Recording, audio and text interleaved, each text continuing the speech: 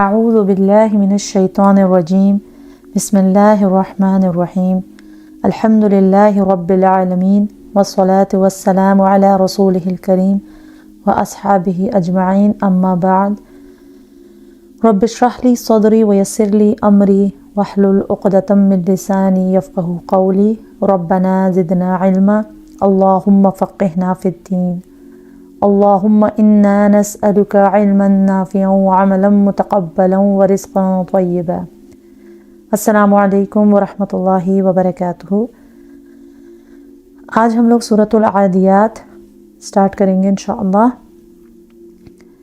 یہ سورت مکی اور مدنی ہونے میں اس سورت کا اختلاف ہے۔ کچھ علماء کہتے ہیں یہ مکی ہے اور کچھ علماء کہتے ہیں یہ مدنی ہے۔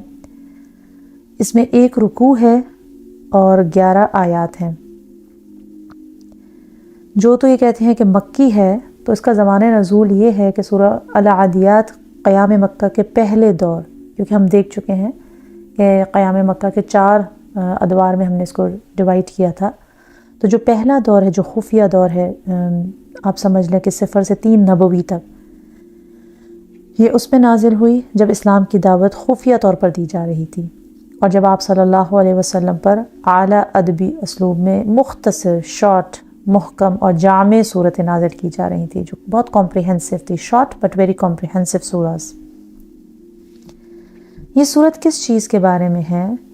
یہ قرآن مجید کی ان 5 صورتوں میں یہ سب سے آخری 5ویں صورت ہے جن کا آغاز ایک جیسے انداز میں پے در پے قسموں پہ ہوتا ہے۔ پہلے ایک قسم، پھر دوسری، تیسری، چوتھی، 5ویں، 5 قسمیں کھائی گئی ہیں۔ اس میں سب سے پہلے سورہ صافات تھی، سورہ زاریات، سورۃ المرسلات اور سورۃ النازعات شامل ہیں۔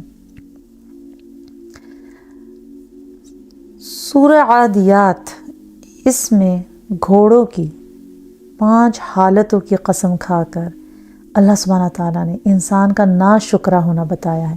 اب ہم دیکھیں گے کہ کیسے اللہ سبحانہ تعالیٰ نے ہمیں کمپیئر کیا ہے۔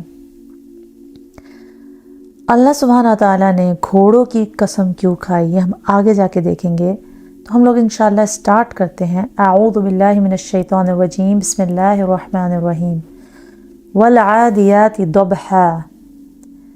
عادیات، عین دال واو، عدو اس کا روٹ لیٹر ہے، ضبحا کا روٹ لیٹر ہے ضاد با حا۔ عادیات اسم فاعل کا صیغہ ہے، کرنے والا، ایک کرنے والا، جیسے عادی۔ عادیتن اس کی فیمینن ورژن ہوتی ہے، اور پھر عادیات اس کی جمع، جیسے قادی، عادی، رادی، یہ اسم فاعل کا صیغہ ہے، کرنے والا۔ اب عدو سے ہم کہتے ہیں گھوڑے، مگر عدو میں گھوڑوں کا کوئی نام و نشان نہیں ہے۔ عدو کا مطلب ہوتا ہے، اگر ہم صرف عدو کا مطلب دیکھیں تو وہ ہے حد سے تجاوز کرنے والا۔ عداوت اسی کو کہتے ہیں نا، حد سے تجاوز کرنے والا۔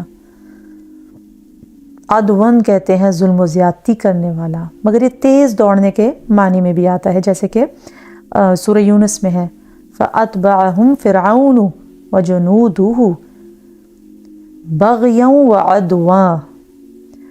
تو ان کا پیچھا کیا فرعون نے اور اس کے لشکروں نے، سرکشی کرتے ہوئے اور ظلم کرتے ہوئے۔ تو ایک چیز تو پتہ چلی کہ جس طرح عداوت ہوتی ہے، یہ دشمنی کے معنی میں بھی آتا ہے، عدو مبین، رائٹ؟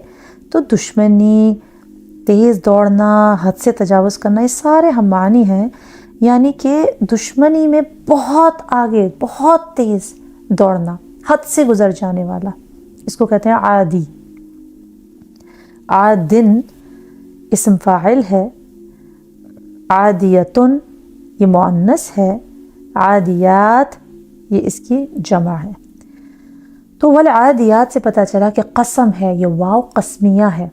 اللہ سبحانہ تعالیٰ جب قسم کھاتے ہیں تو بہت کسی بڑی چیز کی طرف متوجہ کرنے کے لیے قسمیں کھائی جاتی ہیں، اور پھر جو مقسم بھی ہوتا ہے، آگے جو اس کا جواب ایک قسم ہوتا ہے، اس سے ریلیٹڈ ہوتا ہے۔ تو یہ جو وا ہے یہ حرف جر ہے، آگے والے کو جر دیتا ہے، یعنی کہ آگے والے کو کسرہ دے گا یہ۔ یا پھر اگر آپ عادیاتن نہیں کر سکتے، عادیاتن نہیں کر سکتے، یہ عادیاتن ہوگی، ال کی وجہ سے عادیاتی، والعادیاتی، قسم ہے دوڑنے والے، سرپٹ دوڑنے والے۔ دوڑنے والے کون؟ ضبحہ سے پتہ چلا کہ گھوڑوں کی شاید بات ہو رہی ہے۔ ضبحہ سے مراد یہ ہے ضاد با ہا، یا پھر عادیات پہلے دیکھتے ہیں کہ کچھ مفسرین کے قول ہیں، حضرت ابن عباس، مجاہد، عکرمہ، حسن بصری، قلبی، قتادہ، یہ سب ان کا کہنا ہے کہ غازیوں کے گھوڑوں کی صفت ہے، کیونکہ آ کے ضبحہ آ رہا ہے۔ ضبحہ پینٹنگ اینڈ پفنگ، ہانپنے کو کہتے ہیں، بہت زیادہ جو تیز دوڑنے والا ہوتا ہے نا وہ پھر ہانپتا ہے۔ حضرت ابن عباس رضی اللہ تعالیٰ عنہ سے روایت ہے کہ چوپاؤں میں سے سوائے کتے اور گھوڑوں کے کوئی جانور نہیں ہانپتا، کیونکہ کچھ لوگ کہتے تھے کہ یہ اس کیملز کی بات ہو رہی ہے، اونٹ کی بھی بات ہو سکتی ہے، مگر جب ان کا قول آیا ابن عباس کا کہ چوپاؤں میں صرف 2 ہیں جو اس طرح کی آواز نکالتے ہیں، ہانپتے ہوئے آتے ہیں، دوڑتے ہوئے، بہت جب سرپٹ دوڑتے ہیں تو پھر ہانپتے ہیں۔ تو اللہ سبحانہ تعالیٰ کہتے ہیں قسم ہے، مطلب دشمنی میں بہت تیز دوڑنا اور پینٹنگ اینڈ پفنگ کرتے ہوئے دوڑنا۔ اور یہ عادیات کیوں ہے، کیوں فیمیل ورژن یوز ہوا ہے؟ اس کے 2 ریزنز ہو سکتے ہیں، یا تو ایک جماعت کی بات ہو رہی ہے، گھوڑوں کی جماعت کی بات ہو رہی ہے، یا پھر اکثر یہ کہتے ہیں کہ یہ فیمیل ہارسز کی بات ہو رہی ہے جو میئرز ہوتے ہیں، کیونکہ وہ فاسٹ ہوتی ہیں، فیمیل ہارسز بیٹل فیلڈ میں فاسٹ ہوتی ہیں، تو یہ غازیوں کی گھوڑوں کی صفت ہے۔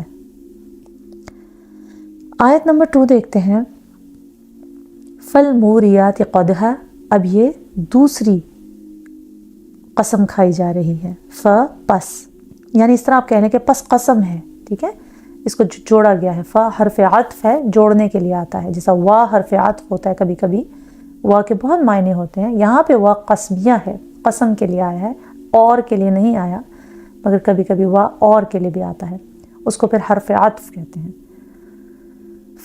حرف عطف ہے، کنیکٹر ہے، پس بریکٹ میں کر لیں، قسم ہے الموریات قدحا، آگ نکالنے والوں کو کی سم مار کر۔ موریات واو را یا کا روٹ لیٹر سے نکلا ہے، اور قدحا کا روٹ لیٹر ہے قاف دال ہا۔ موریات یا وری یہ ایرا سے نکلا ہے، ایرا مصدر ہے، اس کو کہتے ہیں آگ کو جلانے والا۔ اگین موریات اسم فاعل کا صیغہ ہے، کرنے والا، مورن کرنے والا، آگ جلانے والا، موریتن آگ جلانے والی، موریات ساری آگ جلانے والی، یہ فیمیل ہارسز کی بات ہو رہی ہے کہ آگ کو جلانے والی۔ پس قدحا، قدحا کا مطلب ہوتا ہے کہ جب ہم، آپ اس طرح سمجھ لیں کہ 2 چیزوں کو رگڑا جائے، جب ہم دیکھتے تھے نا بچپن میں ہم لوگ جیسا رگڑ کے آگ نکالتے تھے، تو 2 چیزوں کو رگڑا جائے اور بہت ہی وائلنٹ لاؤڈ سٹرائک ہو، اس کو کہتے ہیں قدحا۔ اور یہاں پہ گھوڑے جب اتنی سپیڈ میں دوڑ رہے ہیں دشمنوں پہ وار کرنے کے لیے سمجھے، تو ان کے جو سم ہیں، جو ان کے ہووز ہوتے ہیں، وہ رگڑ کھا رہے ہیں راکس کے ساتھ، اور پتھریلی، آپ کو پتہ ہے وہاں پہ تو ڈیزرٹس ہوتے تھے، تو پتھریلی ڈیزرٹس پہ جو پتھروں پہ، راکس پہ ان کے جو سم یعنی ہووز رگڑ کھاتے ہیں، تو اس سے آگ پروڈیوس ہوتی ہے، تو یہ آگ کی بھی پرواہ نہیں کرتے، اتنے لائل ہیں یہ۔ اب ہم اس طرح آگے چلتے ہیں، ورا آپ اس طرح یاد رکھیں کہ آگ جلانا کہ جب آیا تھا سورۃ الواقعہ میں، افرأیتم النار التی تورون، یہ بھی وہی وری سے نکلا ہے کہ کیا تم لوگوں نے دیکھا غور سے اس آگ کو جو تم لوگ جلاتے ہو، ٹھیک ہے۔ تو تیسرے پہ انشاءاللہ دیکھتے ہیں، فَأَثَرْنَ بِهِ یا فَالْمُغِيرَاتِ صُبْحًا، آیت نمبر 3، فَالْمُغِيرَاتِ صُبْحًا۔ اچھا مجھے یاد آیا کہ اگر آپ سمجھتے ہیں کہ چنگاریاں کیسے نکلتی ہیں، تو ایک ویڈیو میں، ایک ریس میں وہ ویڈیو بھی بہت وائرل ہو رہی تھی کہ ایک آدمی بہت تیز بھاگا ریس میں، اتنا تیز بھاگا کہ اس کے جوتوں میں آگ لگ گئی، اور ایک دم سے وہ فائر ایکسٹنگوشر آیا، انہوں نے اس کو بجھانا شروع کر دیا۔ تو اٹ ہیپنس کہ when you run so fast, اور آپ کی جب رگڑ کھاتے ہیں آپ کے میٹل کے جو ہووز ہوتے ہیں تو اس سے چنگاریاں نکلتی ہیں۔ تو آیت نمبر 3 میں اللہ سبحانہ تعالیٰ پھر تیسری حالت کی قسم کھا کے کہتے ہیں گھوڑوں کی، فَالْمُغِيرَاتِ صُبْحًا، فَالْمُغِيرَاتِ پس قسم ہے، الْمُغِيرَاتِ صُبْحًا، اغارہ یغیر اغارتن کا مطلب ہوتا ہے ایمبش، غارت گیری کرنا، مطلب گھس جانا ان کے اندر اور دشمنوں پر دھاوا بول دینا۔ اسی طرح مغیرہ بھی آپ نے سنا ہوگا، مغیرہ کا نام۔ تو اگین المغیرات بھی اسم فاعل کا صیغہ ہے، کرنے والا۔ مغیرن ایک، مغیرتن ایک، کرنے والی، مغیرات اس کی جمع بہت ساری کرنے والیاں، حملہ کرنے والیاں، گھس کر حملہ کرنے، ایمبش، غارت گیری، ٹوٹ پڑنا، دھاوا بول دینا۔ کب؟ کس ٹائم پر؟ یہ اسم ظرف ہے، صبح کے ٹائم پر، صبح سویرے کے ٹائم پر۔ یعنی کہ پھر قسم ہے غازیوں کے گھوڑوں کی، ان چھاپا مار گھوڑوں کی جو صبح ہوتے ہی ٹوٹ پڑتے ہیں۔ اس آیت میں گھوڑوں کی خصوصی صفات کے ساتھ ساتھ ویسے زمانے جاہلیت کے جو ان کی جھلک دکھائی دیتی ہے کہ اہل عرب جب لوٹ مار یا قتل و غارت کے لیے کسی قبیلے پر حملہ کرتے تھے نا، تو اس کے لیے صبح صبح وہ اندھیرے، یعنی small hours of the morning کہتے ہیں نا، اس کا انتخاب کرتے تھے۔ اس قسم کی غارت گیری کے لیے رات کا پچھلا پہر اس کے لیے موضوع سمجھا جاتا تھا کہ اس وقت ہر کوئی بڑی سکون کی نیند میں سو رہا ہوتا تھا۔ تو ان کی عادت تھی کہ حملہ کے لیے رات کے وقت سفر کرتے تاکہ دشمن کو حملے کی خبر نہ ہو۔ رات کو وہ شب خون مارنا اپنی شان کے خلاف سمجھتے تھے، اپنی شجاعت کے خلاف سمجھتے تھے کہ رات کو بھی تو ایمبش کر سکتے ہیں نا، رات کو 3 بجے 2 بجے، مگر وہ رات نہیں، صبح سویرے کا وقت چوز کرتے تھے۔ رات کو سفر کیوں کرتے تھے؟ رات کو سفر کر کے صبح کیوں حملہ کرتے تھے؟ اس میں ان کے 3 فائدے تھے۔ ایک یہ کہ دشمن کو سنبھلنے کا موقع نہیں ملتا، صبح سویرے جب اٹھے گا اور ایک دم سے لوگ کوئی حملہ کر دے گا تو ظاہر اس کو سنبھلنے کا موقع نہیں ملے گا۔ پھر دوسرا یہ کہ اس وقت ہر چیز واضح طور پر نظر آتی ہے، صبح صبح، رات میں ظاہر ہے اس وقت تو ٹیوب لائٹس اور یہ ساری لائٹس نہیں ہوتی تھی نا، تو اس وقت صبح صبح ان کو اسٹریٹ لائٹس وغیرہ تو اس وقت کانسیپٹ نہیں تھا۔ تیسرے، شب خون مارنے کی بدنامی سے بچ جاتے تھے کہ یہ کہ راتوں رات حملہ کر دیا، اتنے کاورڈ ہیں، اتنے یہ لوگ بزدل ہیں۔ تو آپ اس میں دیکھیں ہمارے لیے لیسن، رات کو دوڑ دوڑ کر ہر ایک جگہ سے دوسری جگہ جانا، اس وقت تو ایروپلینز تو ہوتے نہیں تھے، کارگوز تو نہیں تھے، راتوں کو دوڑ دوڑ کر نیند کو قربان کرتے حملہ کرتے تھے۔ نبی کریم صلی اللہ علیہ وسلم فرماتے ہیں صبح حملہ کیا کرو، اس میں برکت ہوتی ہے، تو اس لیے سب صبح سویرے حملہ کرتے تھے۔ اب اس میں ہم رک کے ایک چیز دیکھتے ہیں کہ صبح سویرے اٹھنے میں کتنی برکت ہے، اس سے ایک ہمارے لیے لیسن ہے۔ پروفٹ محمد صلی اللہ علیہ وسلم نے اپنی امت کے لیے دعا کی تھی، اللہم بارک لی امتی فی بکورہا، او اللہ میری امت کے لیے early hours of the morning, صبح سویرے کے جو مارننگز ہیں نا، جو تہجد اور تہجد کے بعد تھوڑا سا جو وقت ہوتا ہے، اب سے سن رائز نہیں ہوتا، اس میں برکت دے دے۔ اور جب بھی کوئی آرمی نکلتی تھی کوئی بیٹل فیلڈ میں تو وہ صبح سویرے کا وقت ہی چوز کرتے تھے۔ اسی طرح اگر یہ لوگ جب کوئی ٹریڈ کے لیے کوئی بزنس کے لیے بھی جاتے تھے تو صبح سویرے ہی کا وقت چوز کرتے تھے۔ ابن القیم کہتے ہیں کہ جو سلف تھے نا ہمارے، وہ کبھی فجر کے بعد نہیں سوتے تھے۔ اگر بہت تھک بھی جاتے تھے یا ٹریول کرتے کرتے بہت زیادہ ان کو نیند بھی آ رہی ہوتی تھی تو اس سن رائز کے بعد سوتے تھے، فجر کے بعد فوراً نہیں سوتے تھے۔ اس میں برکت ہے۔ ایک سینگ ہے نا کہ وہ کہتے ہیں کہ مفتاح دار السادہ نے کہا کہ early part of the day is like one's youth, شباب ہوتا ہے نا ایک بندے کا، وہ اس طرح ہے early part of the day, and the latter part is like old age, جو پھر آگے کا ٹائم ہوتا ہے دوپہر کو 12-1 بجے، یہ بالکل نا ایک اولڈ ایج کی طرح، ایک بہت بوڑھے انسان کی طرح. If you're accustomed to do something in your youth, you will be accustomed to do it in your old age. یعنی کہ اگر آپ یوتھ میں سے عادی ہو گئے نا صبح صبح اٹھنے کے، تو انشاءاللہ اولڈ ایج میں بھی اس کے عادی ہوں گے. اور how you spend your morning determines the state you are in during the rest of the day. اگر آپ مارننگ میں لیزی ہوں گے، بہت تھکے ہوئے ہوں گے، تو آپ ریسٹ آف دا ڈے بھی لیزی ہوں گے. مگر اگر آپ نے مارننگ کو انڈر کنٹرول کر لیا تو rest of the day beneficial ہوگا آپ کے لیے، بہت خیر ہوگی اس کے اندر، بہت برکہ ہوگی. اور انہوں نے یہ بھی کہا کہ آپ کا دن نا ایک اونٹ کی طرح ہے، اگر آپ اس کی لگام آگے سے پکڑ لیں تو پوری اس کی جو باڈی ہے نا وہ فالو کرے گی. سملرلی اگر آپ اپنے مارننگ کو کنٹرول کر لیں تو rest of the day will follow.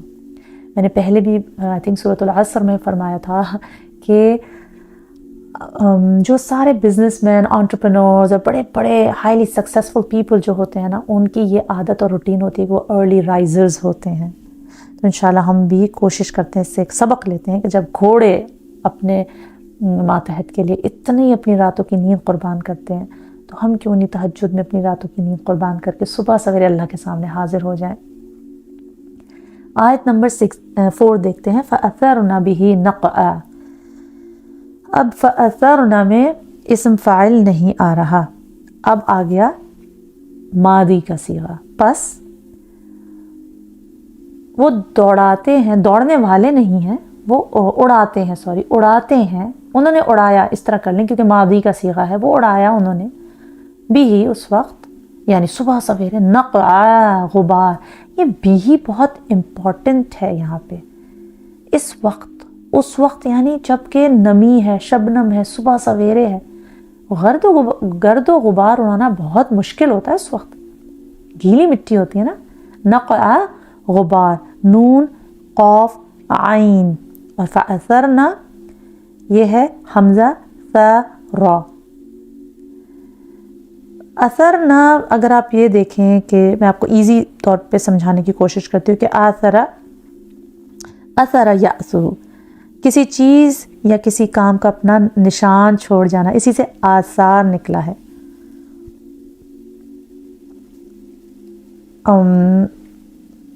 آپ کہہ لیں نقش قدم، نشان، اثر کو آثار کہتے ہیں. یعنی اگر آپ سورہ فتح میں دیکھیں، آیت نمبر سورہ فتح میں آیت نمبر آئی تھنک 48 ہے یا 29. سیماہم فی وجوہہم من اثر السجود، ان کی علامت ان کے چہرے میں ہے سجدوں کے نشان سے. ٹھیک ہے، تو نشان اثر، اس سے آپ یاد رکھیں. تو وہ اثر چھوڑ جاتے ہیں کس کا؟ مٹی کا. جب اتنی تیز دوڑتے ہیں، سرپٹ دوڑتے ہیں، ہانپتے ہوئے، چنگاریاں اڑاتے ہوئے اپنے ہوف سے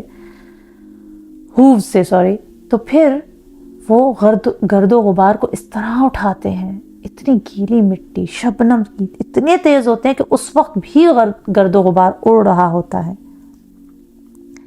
فَأَثَرْنَا یہ جمع مؤنث کا صیغہ ہے. اثرا یہ ماضی کا صیغہ ہے. اثرا، اثرا، اثرو، اثرت، اثرتا، اثرنا یہ نون نسواں کہلاتا ہے، کیونکہ ظاہرہ پچھلی پوری فیمنن کی باتیں چل رہی ہیں، تو یہاں پہ بھی فیمنن کا ہی صیغہ یوز ہوگا. اثرنا.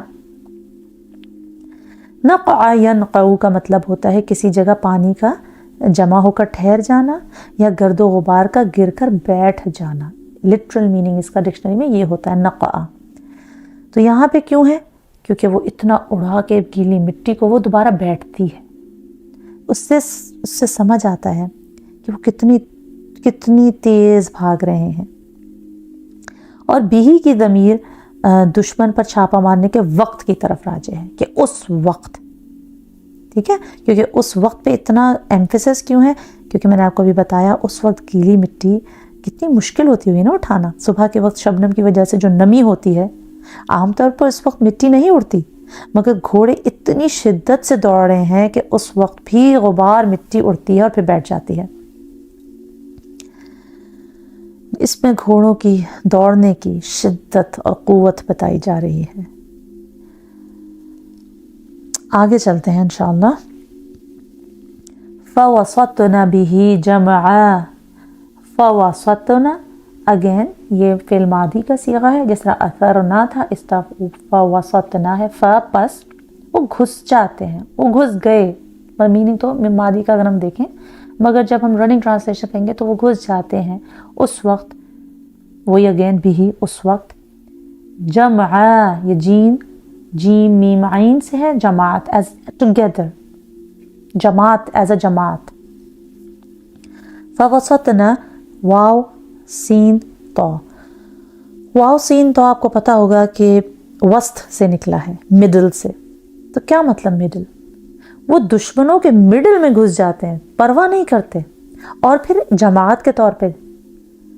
یہ تو اس میں لکھا ہوا اس وقت دشمن کی کسی جماعت میں، یہاں پہ جمعن حال کے طور پہ بھی مفعول کے طور پہ بھی آ سکتا ہے، یا حال کے طور پہ بھی آ سکتا ہے کہ وہ ایز اے جماعت گھستے ہیں، ٹوگیدر گھستے ہیں، ایک دوسرے کو دھوکہ نہیں دیتے. یا پھر اس میں یہ بھی آ سکتا ہے کہ وہ گھس جاتے ہیں کسی جماعت میں، یہاں پہ مفعول کے طور پہ بھی آ سکتا ہے اور حال کے طور پہ بھی آ سکتا ہے. مفعول وہ ہوتا ہے جس میں کام ہو رہا ہو، تو وہ جماعت وہاں کھڑی ہے، وہ کہاں گھسے؟ where did they go? in the middle of the جماعت. وسط یوسط اس کا مطلب ہوتا ہے کسی کے درمیان میں بیٹھنا، درمیان میں ہونا. ٹھیک ہے، تو وہ گھوڑے اس کے درمیان میں گھس جاتے ہیں سب کے سب، یہ بھی ہم کر سکتے ہیں اس کا ترجمہ.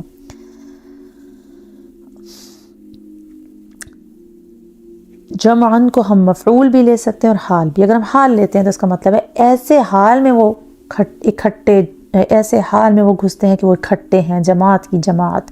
اور ہم اس کو مفعول بھی لے سکتے ہیں کہ یعنی کہ دشمنوں کے گروہ میں وہ گھس جاتے ہیں.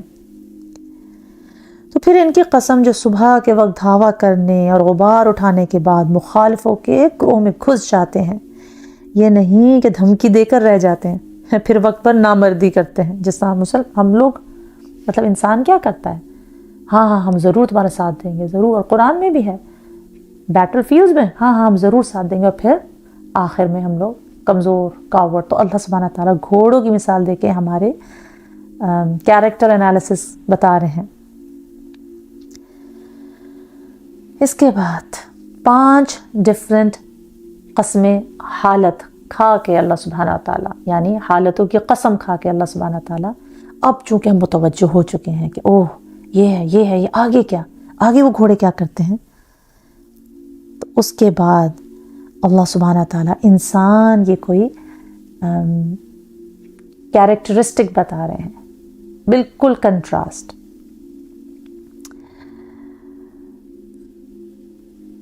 اچھا، یہاں پہ ایک چیز میں آپ کو پہلے بتا دوں کہ انسان پر جانے سے پہلے کہ جہاد کے جو گھوڑے ہوتے ہیں نا، اس کے رکھنے کی فضیلت کیا ہوتی ہے. سیدنا ابو ہریرہ رضی اللہ تعالیٰ عنہ کہتے ہیں، آپ صلی اللہ علیہ وسلم نے فرمایا، گھوڑوں کا حال 3 طرح پر ہے. کسی کے لیے تو وہ باعث ثواب ہیں، کسی کے لیے معاف ہیں، اور کسی کے لیے عذاب ہیں. ثواب تو اس کے لیے جو انہیں جہاد کی نیت سے باندھے اور چراگاہ یا باغ میں ان کی رسی کھلی چھوڑ دے. وہ جہاں سے اور جہاں تک چریں گے اس کے لیے نیکیاں ہوں گی. اور اگر انہوں نے رسی توڑا لی اور 2 قدم آگے چلے گئے تو ان کے پاؤں کے نشانات اور ان کی لید سب کچھ اس کے لیے نیکیاں ہوں گی. اور اگر وہ کسی نہر پر جا کر پانی بھی پی لیں، خواہ مالک کا انہیں پانی پلانے کا ارادہ ہو یا نہ ہو، تو بھی مالک کو نیکیاں ملیں گی. ایسے گھوڑے تو مالک کے لیے باعث ثواب ہیں. یہ تو نمبر 1. اچھا، دوسری، جس نے اپنی ضرورت پوری کرنے کے لیے اور دوسرے سے سوال کرنے سے بچنے کے لیے گھوڑا رکھا، یعنی کہ ہمیں کسی کے ہاتھ نہ پھیلانا پڑے آگے، اور اللہ کا جو حق گھوڑے کی گردن اور پشت پر ہے اسے نہ بھولا، تو ایسے شخص کے لیے گھوڑا رکھنا معاف ہے، یعنی کہ نہ ثواب نہ گناہ، بس ٹھیک ہے، معاف ہے. مگر جس نے گھوڑا فخر، ریاکاری اور مسلمانوں کو ستانے کے لیے رکھا تو اس کے لیے عذاب ہے. پھر کسی نے آپ صلی اللہ علیہ وسلم سے گدھوں کے متعلق پوچھا کہ کیا ان کا بھی یہ حکم ہے، تو آپ صلی اللہ علیہ وسلم نے فرمایا ان کے بارے میں اللہ سبحانہ تعالیٰ نے مجھ پر کوئی حکم نازل نہیں کیا مگر یہ اکیلی جامع آیت، فَمَن يَعْمَلْ مِثْقَالَ ذَرَّةٍ خَيْرًا يَرَهُ وَمَن يَعْمَلْ مِثْقَالَ ذَرَّةٍ شَرًّا يَرَهُ، یہ گدھوں کو بھی شامل ہے. تو ہمارے لیے گھوڑے کیا ہیں آج کل؟ ہمارے لیے تو گاڑیاں ہیں. تو اب آپ خود اپنا محاسبہ کریں کہ اگر ہم گاڑیوں کو کسی اچھے کام کے لیے یوز کر رہے ہیں، مسجد جانے کے لیے، لوگوں کو رائڈز دینے کے لیے، کچھ بانٹنے کے لیے، کسی چیز میں حصہ لینے کے لیے، بہت سارے، آپ کسی کو تعلیم دینے کے لیے آگے جا رہے ہیں، اور ہم ہمیشہ یہ کہتے ہیں دینی تعلیم کے لیے ہمارے لیے بہت زیادہ دل تنگ ہو جاتے ہیں کہ ہم آدھے گھنٹے کے ڈرائیو پہ جائیں اتنی دور سیکھنے، کوئی قریب میں ہو تو بتاؤ۔ مگر جب ہم بچوں کو یونیورسٹیز بھیجتے ہیں، ہم جب جاب کرتے ہیں، تو ہمارے لیے 1-2 گھنٹے بھی کوئی فرق نہیں رکھتے، کوئی معنی نہیں رکھتے۔ تو جو اپنی گاڑیوں کو، اپنے گھوڑوں کو غازی کے طور پہ استعمال کرتے ہیں، یعنی ان کو اللہ کی راہ کے لیے استعمال کرتے ہیں، تو ان کو ایک ایک چیز کا ثواب ہے، ایک ایک چیز کا ثواب ہے۔ آپ اس گاڑی پہ جو کچھ بھی خرچ کریں گے وہ آپ کے لیے ثواب ہے، باعث ثواب۔ اس کے علاوہ اگر گاڑی آپ نے صرف اس لیے یوز کے لیے رکھی ہوئی ہے کہ مجھے کسی سے رائڈ نہ مانگنی پڑے، کسی آگے ہاتھ نہ پھیلانا پڑے، اور آپ اس کا خیال بھی رکھتے ہیں، اور آپ اس کو کسی چیز کے لیے، غلط کام کے لیے یوز بھی نہیں کرتے، تو خیر ہے۔ مگر اگر آپ نے آج کل جو گاڑیاں ہوتی ہیں نا، لوگ صرف شو آف کے لیے، دکھانے کے لیے، دکھاوے کے لیے، وہ پھر آپ کے اوپر وبال ہے۔ پارٹ نمبر 1 انشاءاللہ ہم یہاں ختم کرتے ہیں، اور پھر پارٹ نمبر 2 میں ہم دیکھیں گے کہ انسان کی کیا بات ہو رہی ہے۔ سبحانک اللہم و بحمدک ونشہد ان لا الہ الا انت ونستغفرک ونتوب الیک۔ السلام علیکم ورحمۃ اللہ وبرکاتہ۔